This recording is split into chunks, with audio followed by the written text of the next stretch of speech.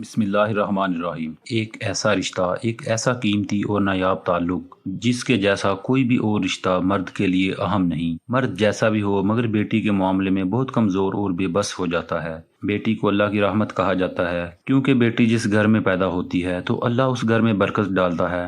بیٹی بہت ہی احساس والی ہوتی ہے، جیسے پیدا ہوتی ہے اس گھر میں اپنے آنے سے رونق کر دیتی ہے، جیسے جیسے بڑی ہوتی جاتی ہے گھر کو جیسے پرستان بنا دیتی ہے۔ بیٹیاں وقت سے پہلے گھر کی ذمہ داریاں اٹھا لیتی ہیں، تھوڑی بڑی ہوتی ہیں، پڑھائی کے ساتھ ساتھ ماں کے ساتھ گھر کے کاموں میں ہاتھ بٹاتی ہیں۔ بیٹیاں بہت معصوم اور ماں باپ کی خیر خواہ ہوتی ہیں۔ بیٹیاں ہر دعا میں اپنے پیرنٹس کی سلامتی چاہتی ہیں۔